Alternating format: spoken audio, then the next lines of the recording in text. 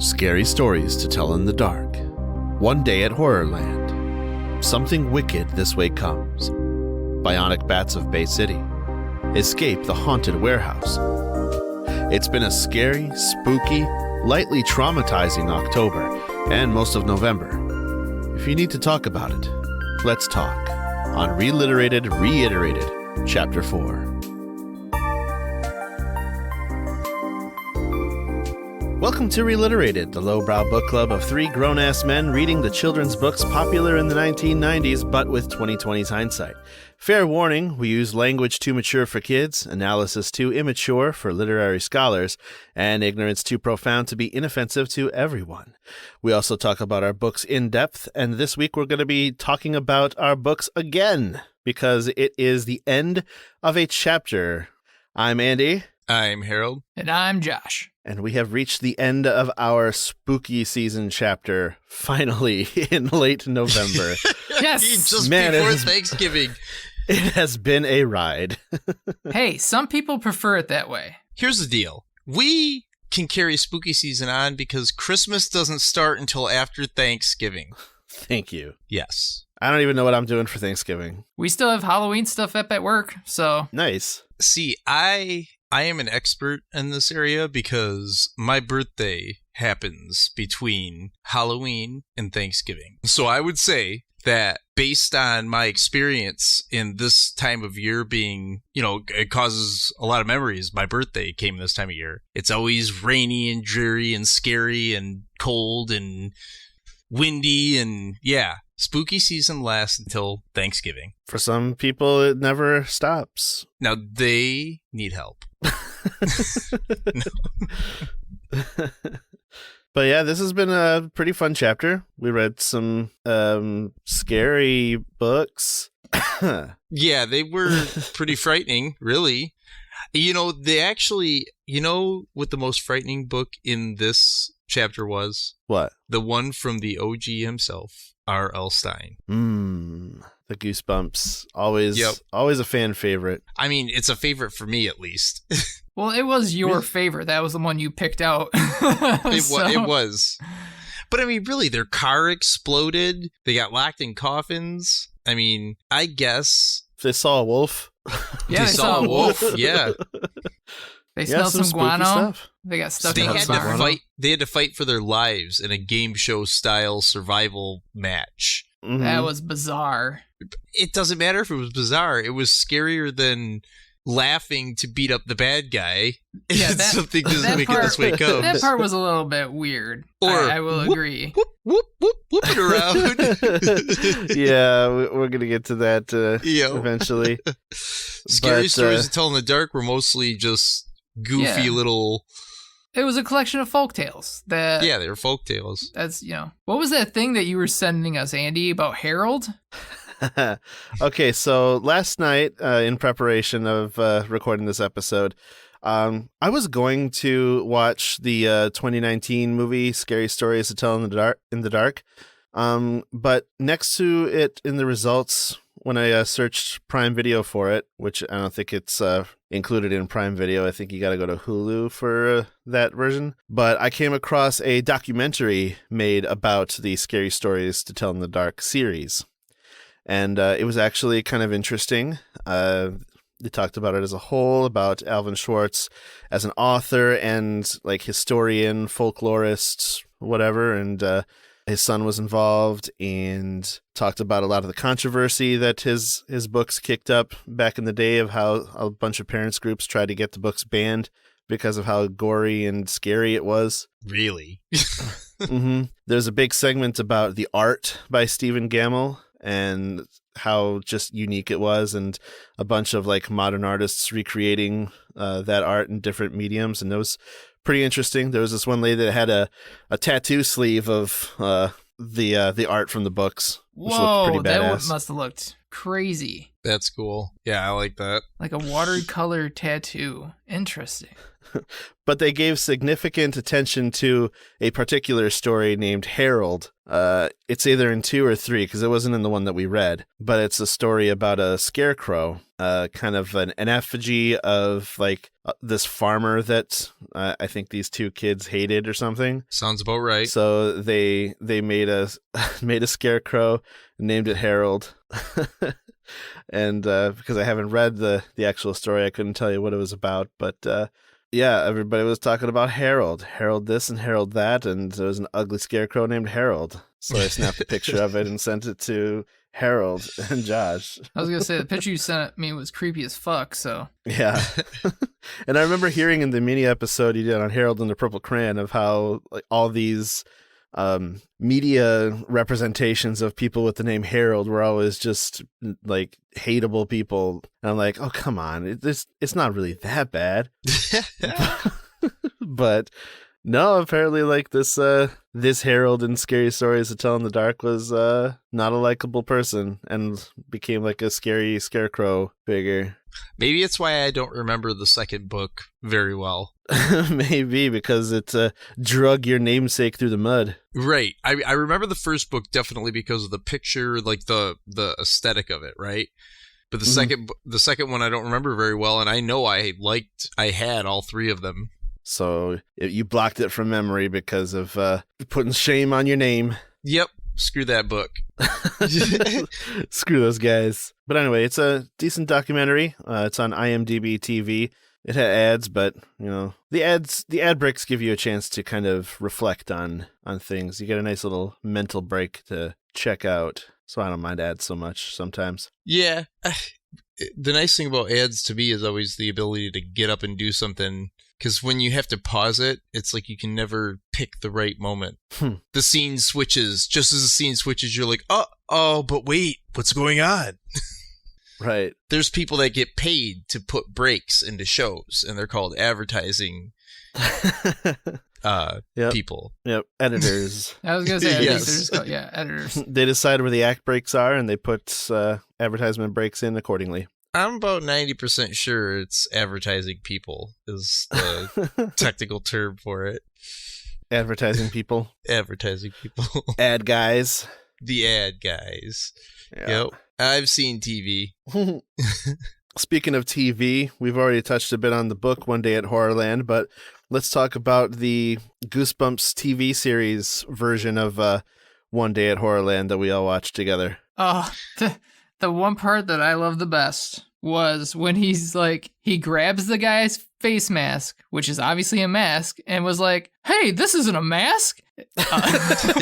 Yeah, because he pulled a little too hard. Yeah, it like came away from his eyes, so you're like, oh, that's definitely a mask. The horrors in this episode are clearly people in like giant foam latex whatever masks, but they have to play it off like they're actual real monsters. They do a pretty good job of trying. I mean, the episode was enjoyably forgettable, but it just, I don't know. I thought they covered some bases. They didn't do the doom slide, but think about it. I mean, this is in the 90s, was this? Late 90s? They were missing an entire character. Yep, they're missing the Millhouse friend. Listen, tag along, what did he dude. really do? He didn't add a whole He heck was of a lot, the no. wormy friend. You always need a wormy friend in the 90s. Listen, in the book version, when R.L. Stine wrote that whole like love triangle going on, where like dad's son was actually the kid, and the other 2 kids were someone else's kid through the mom. That whole B story that was going on was too much for television. People would have picked it up, you know. So they decided they had to leave it out of the cut TV. it. Yeah, They cut it. They're like, kids are smart. Parents Shame. are going to be seeing this. I think the show was on at 4:30. Likely, you know, some parents are going to be home. Mm-hmm. So they were like, nope, we got to cut it. We can't expose kids to grown men with second families. Right. Or grown women that are running around. It's just, you know, if it's, you know, or it's her second family, whatever it be. Whatever. I don't know. It's weird. This is your head kid, and it's so hard to keep straight. I don't know why R.L. Stine put that in there, but but it's gone off the rails. Yeah, and the show was vastly different than the book because there was several different game shows that they had to be a part of that weren't the same as the ones that were in the book. And Right. There was like a Wheel of Fortune type puzzle thing. I'll be honest, I fell asleep during the second episode. I don't. Did you? Oh, yeah. Yeah. I It don't was really problematic. Wait, the second episode had the mirror maze, right? No, that was the first one. I remember the mirror maze. Was it in the first one? Yep. Okay. I forget what the cutoff point was between part 1 and part 2. I think it was during the game show, or possibly right before the game show. Yeah, where they discovered that like they were on some sort of Yeah, that they hidden were camera telling them show. they were on the Monster Channel. Yeah, hidden that's camera right. show. Yep. and that's to be continued. And it got weird. So yeah, I didn't see them escape. Did they escape? No, they got to their car, but the device that one of the horrors had placed on the bottom of the car, which we thought was going to be the bomb that blew up the car, but it wound up being a remote control device that drove they were able to drive their car like over a cliff, and it was balanced into a literal cliffhanger at the end of the episode. Oh, nice. That's right. Excellent. Way to go, R.L. Stein. So the That's family right. did not get away. Huh. Very different. So that's even darker. Well, I guess it's true what they say. You only die once at Horrorland. You only die once. Something Wicked This Way Comes. I still like that book. I don't care that you guys didn't like it. I still like it. I didn't dislike the book. I thought it was a nice read. The story is a little strange. I don't know. It's got themes. It's got stuff for serious thinkers in it, and I guess it's kind of creepy. It's more of a psychological creepy because it plays on your fears. And if you're a child reading it, you don't really get the age thing. But, being 40 and seeing that, it's like, ooh, if I could have some years back, would I want them? And, that trope. But the bearded movie, lady who wanted in the movie at least, yeah. Yeah, and the movie was weird. Okay, Yeah. so We tracked down the movie. And we watched it. We did. We tracked it down through various means. You guys went to the library. I found it through other ways. And because this isn't on Disney Plus. It's a Disney movie that is not in the Disney Plus catalog. I looked into it. Apparently Disney has disowned this movie because of how bad of a flop it was. Really? Because of poor performance? Because of its poor performance. And yeah, that's all I could see was that it just performed so terribly. Because not only was it a big flop, it was done. It had one of those screenings where they only show it to one audience and then the audience tells them what they wanted to see differently, but that's just one audience. And so they made it to be for that audience, but that's not who the general public is. So it turned to shit. It has some disturbing imagery. To me, it was like they took the book and put it into a blender and then poured it out and then kind of pieced it back together. And then when there were holes that they couldn't fill in because that part got too messed up in the blender, they inserted the characters into it, because this one had Mr. Cassetti was a person, and then the cigar guy was, instead of just being a minor character, he was obsessed with money apparently, and but I like that they said that Mr. Cassetti was obsessed with women. I did not read that from the beginning. I thought he was into something else. The way he was literally describing, talking about a bunch of women the first time you see him. Yeah, but he was overly talking about it, because then when he was describing the guy's hair, he was like, "Ooh, we could take some years off of you." And I was like, "Okay, that sounds way more like a stereotype of something else." So I was just like, I don't know which way I'm supposed to read this. But yeah, it's crazy because he eventually becomes the bearded woman. Right. And he was lured in by sex, by ladies, by a harem of belly dancers. Yeah, that was the nudie part that they, instead of going to see the nude people on the street, he saw belly dancers through the tent. Yeah, Jim was peeping on the belly dancing show. And it's a Disney movie, so it's gotta be more innocent than all out sex. I couldn't believe some of the choices they made. I could see them being upset. That whole sequence where he was, Mr. Dark was tearing out the pages to count down the years, and every page had magic coming off of it. Like, man, that made no sense to me. Yeah, it was just weird. And somebody had to create all of that, didn't they? Somebody had to do that piece by piece. I think that was about the part where we were all falling asleep. Yeah. So, yeah, that was exactly when I was just falling asleep. Yep. He was bargaining with taking years off of Charles's life, and like he kept going up. Like, I'll take you back to 30. No, how about 31? Last chance. 32, 33. He kept ripping pages out of this book. I really didn't know what the book was, but I think it was the book that they were reading out of. Yeah, I believe it was the journal of the journal of his father. His father, yes. Yeah. Because that was okay. also information that the Mr. Dark didn't want people to have, because if they know about him, they're going to try to stop him. Yeah, see, here's the thing. I think like this movie plays pretty closely to for people who have read the book, and you basically have to have read the book to understand the movie, and even if you've read the book, you may not be able to know what's really going on. Because you're probably falling asleep every few minutes, and so you're missing little chunks of it. And see, my take on it was, because I read the book and I enjoyed the book, and so I was angry at the movie for messing up so much stuff and being so different than the actual book. Like, when she gets her youth back, she's not a little girl who runs away. She gets like she's like, early 20s, but then she's blind. That was weird. Why was she blind? That was the thing, because she was vain, so she got her beauty back, but she couldn't see it. I think that was the lesson there. And it was weird because it ended up being the lightning rod salesman was like the real hero here. Yeah, like he was kept hostage so he could tell Dark when the lightning was striking, but he like wouldn't tell him or something, but he kept him strapped to the electric chair, and like he got loose at the very end and like impaled the Dust Witch with the with a lightning rod. Who was Pam Grier, by the way? Who was played by Pam Grier. I called it on our end. I was like, is that Pam Grier? And Andy and Janelle are like, no. No. I'm like, And then the credits roll, and sure enough. Yep, Pam Grier.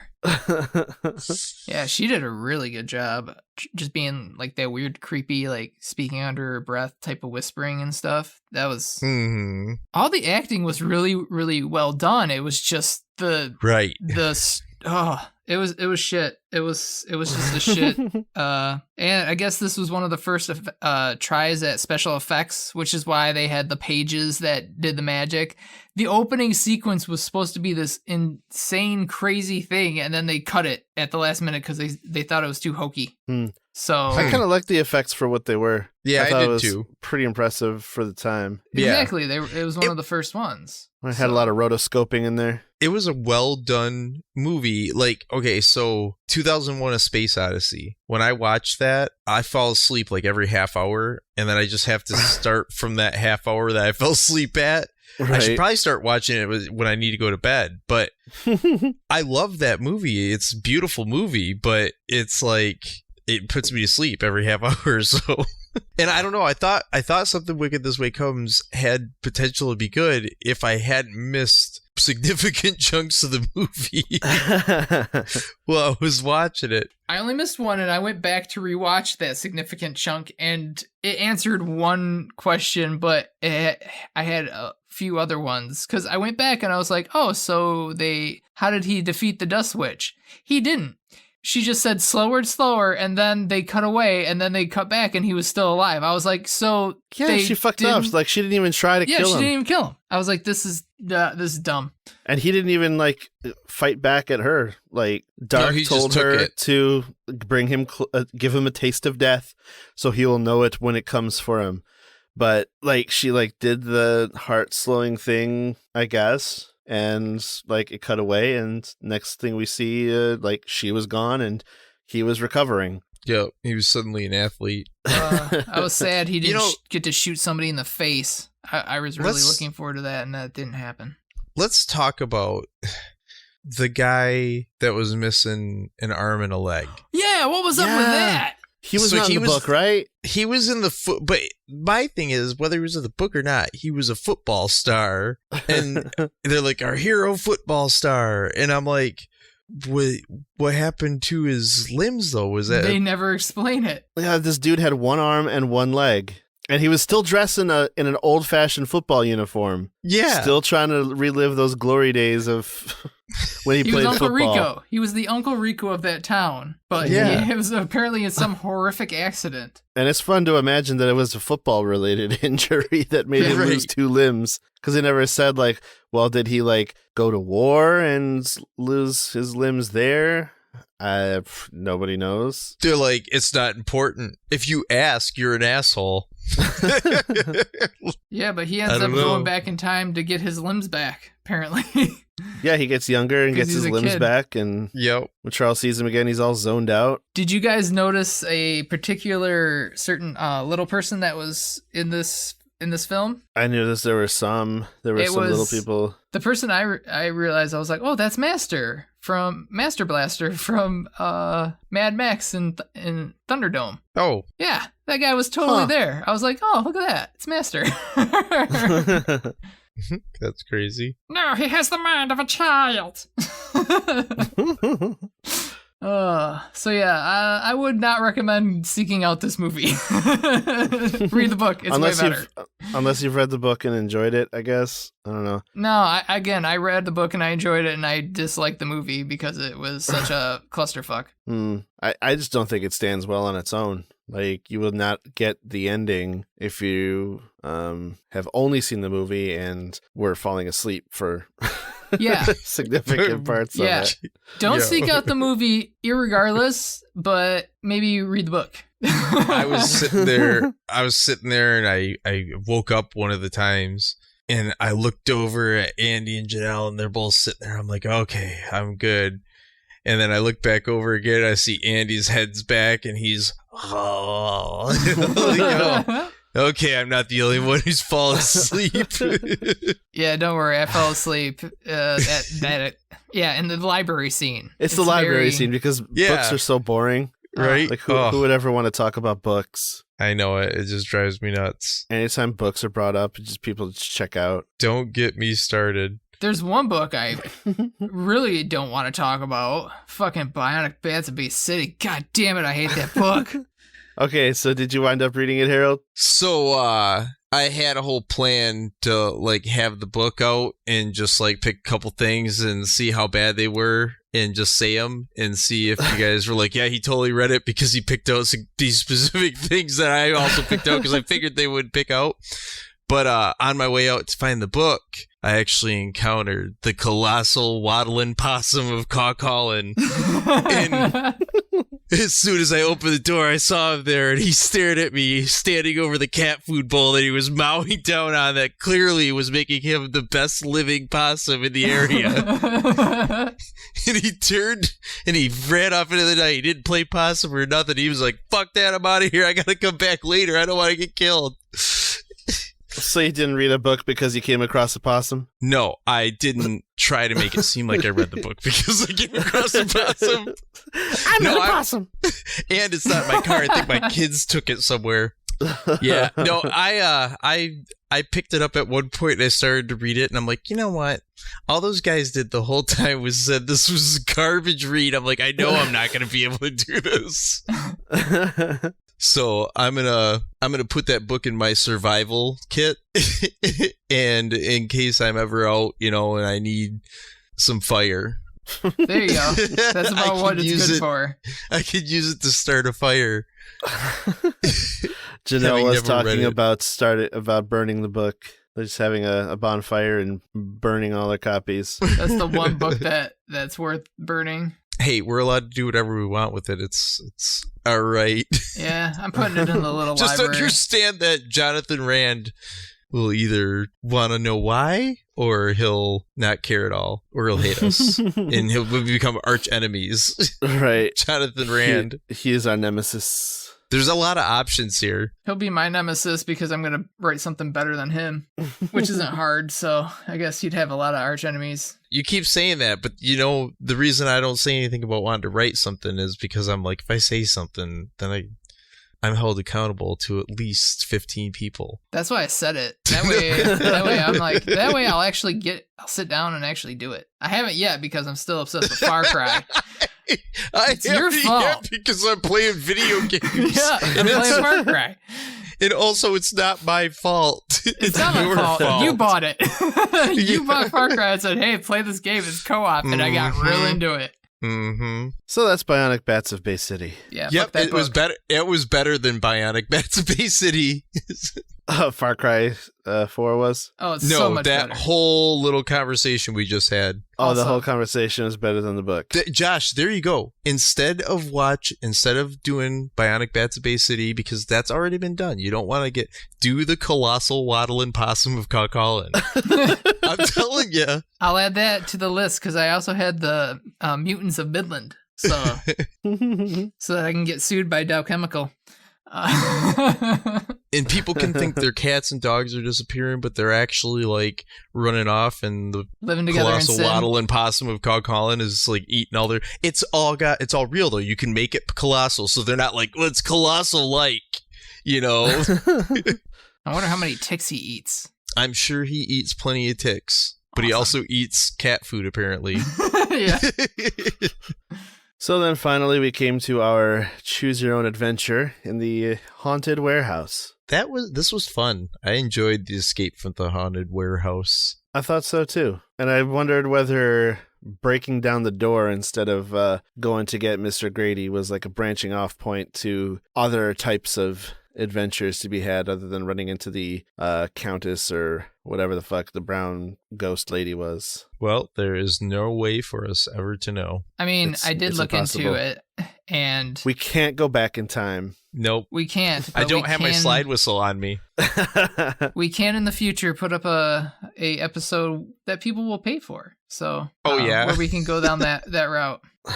We'll figure out a way to do some Patreon episodes here at some point. So that's coming up in the future. Not right now. Yeah, when our podcast is worth paying for. Yep, basically. Right.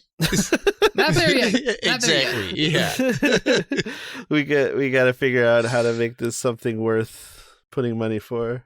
Colossal waddling possum of Coquitlam, I'm telling you guys. Yeah, we're gonna shift to that hustle. Yep. We're coming for that Jonathan Rand money. Fuck yeah, dude. The musty mothballs of Muskegon, I believe, came up recently. Musty mothballs of Muskegon. Is that a book that you guys are talking about? I think it was a suggestion. It's just a title suggestion. Did you guys got this outlined yet? Not really. You know what? We should put Josh and I should put our heads together because Andy's already doing a fuck ton of stuff. Right, including doing guest spots on another podcast. Yep. Yeah. I recently made an appearance on the Matty Ice and Marky Mark podcast. Oh. And it was a fun time. We talked about video games, talked about Forza Horizon 5 coming out and how I didn't play it. Never played any Forza games. They plugged our show pretty good. I made an appearance via comments. Yes, Josh watched the show doing on the live stream. I was promoting us on the chat because people were asking about us, and so I was telling them about us. Yeah, I like their show. I like what those boys are doing. I like their live show. I think they do a good job with the tone of their show. I think they're pretty entertaining to listen to. They engage with the live audience, even when the live audience is ridiculous. Yeah, we can't do that. Yeah, no, we're not at live status just yet. Not at the moment. Yeah, no. Like, how are you gonna do a live podcast talking about a book that we all read? I mean, I think it could be done. I think we could do it. It might be good to put us under a little fire and have it be live and be like, oh no, we gotta We gotta move on put this. us in front of there. Yeah, no, I think there's going to be even more crosstalk and you go ahead. Nope. Sorry. Oh. Yeah, there's gonna be a lot of that. There's a lot of that mostly because we're doing this over Discord, and we Yes. can't get those immediate cues to either jump in or stay out or whatever. But Sausage. yep, the sausage being made. But that was a fun part of being on Matt and Mark's show as their guest. I got to see that dynamic, how that works, and they got it down to a pretty good science. I was impressed. Do we need to cut Josh out? Probably, yeah. Okay. So we can have a third person in the room. But they did talk about bringing me on next time. That's so the magic, yeah. I'm excited about that. We could call it the Michigan Reliterated podcast. Yes. Well, Andy did something super nice, so I mean, yeah, they were all talking about how they should have had Josh on the show instead of me. Like I was the discount version of Josh. But then I pulled out a couple copies of the book that we're all going to read for when we have them on our show, or at the very least do a crossover show with those boys. I'd like to do a crossover. I think it'd be cool to both be able to. Yeah. But either way. Yeah, I think that can be arranged. Josh is coming into town in December, and we may have to get with those boys and read up and do a crossover episode with the 5 of us, live as fuck. I mean, I'll be freezing my ass off, I'm sure, but it'll be fine. Oh, we'll be doing it indoors where it's not freezing, baby. I am a baby. I'm a big baby. Baby wants warmth. It's true. I'm wearing a hoodie right now. I mean, I'm wearing a hoodie too. It's casual dress at this time of year. I mean, I'm also wearing Batman pajama pants, so they're fuzzy. So yeah, good times. Yeah. But bad times? What's this about a crimpet recall? Well, recently, Tasty Cake had to put out a recall on butterscotch crimpets, the official snack of Reliterated. Oh, no. That Reliterated isn't being recalled. No. Just the Tasty Cakes. And I'm thinking that it's far beyond the time when we had them. It's recent. So there were apparently, they may have metal in them. I think we still need to recall the crimpets from our contest winners. So, David and Adam, you owe us some crimpets. You gotta give those back, or else you're gonna be eating some metal wire. Yep. Like there's some fragments of metal mesh wire in every crimpet. It's like a hidden surprise. It's a hidden surprise.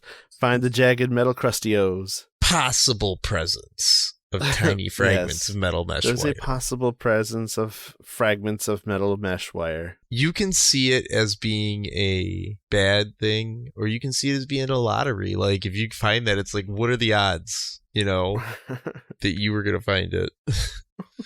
However, when I opened it up, they were advertising in here, and not only do they have butterscotch crimpets, but they have cream-filled crimpets and jelly crimpets, and they look delicious. Those do look delicious. I'm looking at the jelly ones right now. As soon as it's cleared up, I'm definitely going to be ordering some of those. Cream-filled crimpets. We just need to go on a road trip to Delaware, Maryland, New Jersey, New York, Pennsylvania, Virginia, Washington, D.C., or West Virginia, which is where these things are distributed. I mean, I'd rather maybe someday, but right now I'd rather just order them on Amazon. Let's just order them. We'll order in from DoorDash. Yeah. DoorDash has some crimpets. I don't think that this should be seen as like, oh, this is how they always are. They're recalling them. They want them back. They're going to give you a full refund. They're sorry. Don't besmirch the crimpet just because of this minor thing. I've lost too many things, Don't take my crimpets away from me. To take my crimpets. I only just found them after wondering for a lifetime. What is a food that you remember that is no longer available that you would just die, or not die, but you would love to have back? I don't think they have anything.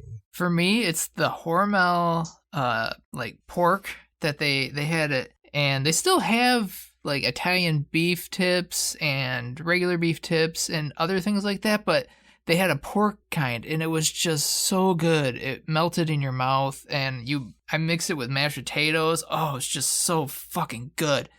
And then they just stopped making it, and it was pissed me off. That and Henry's hard soda no longer is made. I can't buy it anymore. It's kind of why I don't drink still anymore. Have it here. I think I still see it at Meijer. What? Yeah, Over here in Michigan. Yeah, it's here in Michigan. Holy Henry's hard shit! soda. Yeah, I can't find it anywhere in here. And on Twitter, it said that they stopped making it. So No. fuck. When I'm there, I'm buying some because God, I miss that stuff. So good. Used to mix it with lemonade vodka. Yeah, that would get real good. I go in there and I buy it, and then I'll open one bottle, take a little drink, I'll bring it back and tell them it tastes like poison, and then I leave. And they report that to the corporation, so... I mean, I already can't get it out here, so... Right. But just you're coming pretty soon, so I'm trying to get it out of here. Yeah. But you're going to have to mix it with something because... Vodka, he does. Yeah, Right, they... Josh? Lemonade vodka. I make Purple Source Yep. Rex, but alcohol. Nice. Well, they don't do it. They didn't do anything for me on their own. Is what I'm saying. Oh yeah, I No, always there's Not too much enough sugar. alcohol in them. Yeah, Too much it's- sugar, not enough alcohol. I Yeah. always mix it with vodka. So You got to strengthen it up, reinforce that shit. yeah, because it's only 3.2. So Well, I can't think of anything discontinued, but recently something came back that I was pumped about. It's a resurgence of the Burger King Italian chicken sandwich, the original style long boy in an Italian sandwich configuration. oh yeah, I'm those really are excited good. about that. As long as Yeah, you they're don't back get in one the 2 of, for $6. unless you get one of those weird cartilage ones. I hate those. That doesn't happen to me, I don't Oh, think. it's At least like in a long time. Every 1 out of every 3 times I go and get that I get one of those bad ones. Huh. But Must be that California grade chicken. probably they're happier, but yeah, way more They're, gristle. they're happier, but you get more cartilage. Yeah, way more cartilage. Talking about this is just making me so excited for Portillo's. Like, you guys are talking about food, and I started thinking about Portillo's. Oh, Portillo's, heaven. Oh. Can't wait to get a big beef in my mouth. Mm. Big. Oh, can't wait. Big beef and Get your sausage. I want Dipped the combo. big beef. Oh, yeah. Get your mouth on that shredded beef. Get me a Vienna, just mustard. Oh, yeah. Cannot wait. It's going to be so good. And the crinkle cut fries. Oh, sorry. And the chocolate cake shake. Oh, I'm sorry. It's less than a month away. I'm so excited. Wait. Crap. It's going to be cold out. I don't think you can actually Don't care. come out to get Portillo's. Portillo's It's gonna be cold is that more day. important than cold. Oh, no. I'm driving the car, so I don't care how cold it is. We're going to Portillo's since we're going that way. That's what I'm saying. Yeah, we're going to Portillo's. Man, I miss it I so wish I much. could come on that trip, but my hockey team I work for just... Oh, Andy, I gotta go to work. I can't do Work, yeah. We had a Work. plan. We had this beautiful plan. The It was plan beautiful. was It was the so beautiful beautiful. plan was that I would pick Josh up, or I would pick Andy up on the expressway. See, he was going to park his car at a gas station, and he was going to start Yep. walking down the expressway. And then I was going to drive by and pick him up, right? You know that scene in The Last Jedi Rise of Skywalker, where Rey's just she starts running and then she does a flipping leap over the TIE Yeah, fighter? I was going yeah, to do one yeah. of those just into Harold's car. Nice. Yeah. So that's what Andy was going to do. So we were going to fly down to Detroit, and I was going to pick Josh up from the airport. We were going to pick Josh up from the airport, and then we were going to come back towards the northern part of Michigan, right? Like the middle part. I don't know why I'm getting into that detail, but go to Portillo's. Then, after scarfing down Portillo's, we were going to go to Grand Blanc, go to the Trillium, and watch Spider-Man No Way Home in IMAX. And then Andy fucked it all up. I fucked it all up by having a hockey game to work at. Telling you have a And- month to train somebody else. Train a monkey. It doesn't matter anything. There's a zoo in Saginaw, isn't there? Don't you have one of those birds like Homer uses? Bird. What Birds are birds? really The drinking bird like Homer uses. Yeah. Oh, yeah. Yep. Just use that. good. Just get the cameras like swaying back and forth and have the birds switching between them at random, and it's bound to look all right. Yep, we figured it out. Now you can It's come. just going to rhythmically change between camera 1 and camera 2. It's just to get that bobbing bird hitting the take button. Take. You come back and they're like, Andy, you're fired. We've hired Bobbing Bird. That was the It was best the damn best. hockey game I ever watched. Yeah. Saginaw Spirit lost by 10. But it was Canada supposed- loved it. Yeah, it was exciting. Everyone loved it. So there's no way to make your flight come in early in the day, huh? Negative. At this point, my flight leaves at 7:40 a.m. and I arrive at 7:40 p.m. So Okay. it is one of the earliest flights that was available. So there was a flight that was earlier, but then I wouldn't have arrived until 10:30, and that cost $300 more because it was Southwest for some reason. I was like, no, thank you. All right. Well, this is a book podcast. Yeah, it is. A book podcast, but we didn't talk about books really because it's the whole thing about him coming in and telling the plan was exciting, but knowing how he's getting here, I was on Priceline and I found the tickets. You know, it was about, I don't know, 30% less. Like, shut up. Yeah. You don't need to hear about the intricacies of it. It's fine. So this puts an end to our spooky chapter of books. What do you think was the spookiest moment of any of these books? What was the highlight of scariness? When we realized we were a person that had been shot in the head at a workplace rage thing. Ooh, that was a good moment. Yeah, I thought that was pretty crazy, like feeling the sharp skull on your fingers and realizing, then that made me realize the imagery it gave me was that the person had a bullet hole in their forehead. Because the back was a big, if the back was a big open hole, then they got shot in the forehead. If it was hollow point. No, pretty much. Pretty much. Yeah, any bullet would do that. Once the bullet enters that cavity, it's going to blow the back out. For me, it was realizing that people ate toes at some point. Why did they eat a toe? I still don't understand why they ate a toe. Yeah, whoever wrote that story had a thing. Yeah, I wonder which culture that came out of, where a child finds a toe and takes it home, whereupon his mother puts it in the stew and the family eats it. That's pretty scary. Yeah, for sure. What about you, Andy? What was your scary moment? I think the highlight for me is when the family's car blew up in one day at Horrorland. I'm like, oh shit, this story is really taking off. That was pretty crazy, yeah. The car explodes for no reason. I mean, maybe it's not the scariest, but it's certainly the most exciting part of all those books. And it was alarming because it was very unexpected. Because now how are they going to get out of there? Mm-hmm. Right. And what about the stuff that was in their car? Right, all their stuff. Yeah, the implications of your car blowing up. And it doesn't kill you. Okay, good. But, how are you getting home? What about all your stuff? What's this going to do for your insurance premiums? Where's Milhouse? Where's what Milhouse? Yeah. He was laying in the back of the station wagon. That's why we didn't see him. He was in the back But the car didn't blow up. Oh, that's right. The car. The car didn't blow up on the TV show. Even though they planted what looked like a bomb on it. Mm-hmm. But no, that was a remote control device. Which was way ahead of the time. I mean, didn't the Penguin use one of those in Batman Returns? Yeah, and he's the Penguin. He's way ahead of it. Like, they're getting they're stealing stuff from Wayne Tech. Oh, that's right, they did. Yeah, Batman pretty much creates his own villains, and then he supplies them with weapons to fight him. He's basically got Gotham City is basically his playground to see who he can be beaten by. Your allegory of Batman just reminded me of another a country actually that does something similar. It supplies people, and then 20 years later realize, oh, they're the enemy, so now we have to fight them with our weapons. What country I'm talking about?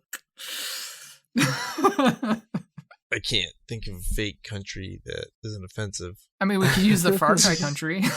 Yeah, Kirat. All right. Well, I think that wraps it up. What do you guys think? I say so too. I think so. That's a chapter. Dust the hands off. Start the new one. There we go. The next chapter is going to be interesting. Yes, it's sequels. We decided to start with a Roald Dahl. Yep. We're bringing old Roald back for our chapter on sequels. Good old Nazi killing, even though he appreciated their sentiments, doll. Yeah. Rolled Hitler had a point doll. But not a good enough point for me to join him. That's what he... Even a stinker like Hitler didn't do it for no reason. I can't betray the queen. Rolled. Whatever. Okay, so next week we're coming at you with Charlie and the Great Glass Elevator as we begin our sequel chapter. We're going to do all books that are follow-ups to books that we've done in episodes of the Reliterated podcast. So yeah, we're doing Charlie and the Great Glass Elevator. We are doing Runaway Ralph. And then we're also doing The Far Side of the Mountain. Mm-hmm. My teacher fried my brains. Excellent. And of course, we're going... The Return... Yep, The Return of the Unicorn. I hope Brother Michelle's in it because he was my favorite. Him and the actual unicorn. We know the unicorn will be back. So that's going to kick off next week. Hope you all have a great Thanksgiving and a safe Black Friday. Don't go too crazy out there. I'll if be you working wanted Black to, Friday. You could join the boycott, the 10-day blackout boycott. That's what I'm going to be doing. So, But how are you going to get the deals? How are you going to get the deals? I'm just not going to get deals. I'm going to support workers. There's deals. Dude, I never go out on Black Friday anyways. It's not my thing. It's not worth it. The deals aren't worth it. Once in a while, you run into something that's worth it. I got a 40-inch TV for $200 in 2010. You know what I mean? Like, or 2011, something like that. It was a good deal. But that was the last time I ever went on a Black Friday because I've never seen anything worth it. Yeah, I usually work. It's just not worth being around all those people, in my opinion. I don't want to be in the middle of a crush of people. Especially now. Yeah, just to spend a lot of money. Yeah. Yay, No, capitalism. Yay, capitalism. But I do want to support the small guys out there. I'll probably hit up our local video game stores. Oh, for sure. See Yeah. our Employee-owned friends who are businesses, out small there. businesses, all about that. I'm just talking about giant billionaires all the that big decide bucks. going to the moon Yeah. is important. I mean, Instead I of don't paying disagree, their but workers a good, I don't decent disagree, but it wage. should be done for science purposes as a country, not for Right. business purposes as a private. Not because you're racing some other multi-billionaire to touch the edge of space. Yeah, because you've got so much money. Anyways, Yeah. do we want to whatever. get me started? Is that what we're trying to do at the end of this episode? Well, we're not even crossed an hour yet, so have at it. No. I can't do it. Cannot All do right, it right now. Maybe next episode. Maybe next Let's- episode.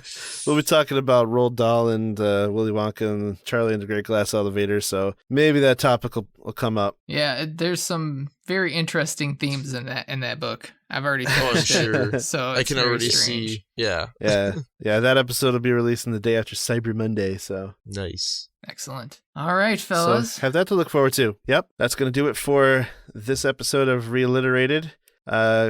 Support your local libraries and independent booksellers. Give a shit, read some lit. Do svidanya. Oh. Good night. Or whatever time of the day it is for you. Or whatever time of the day it is for you.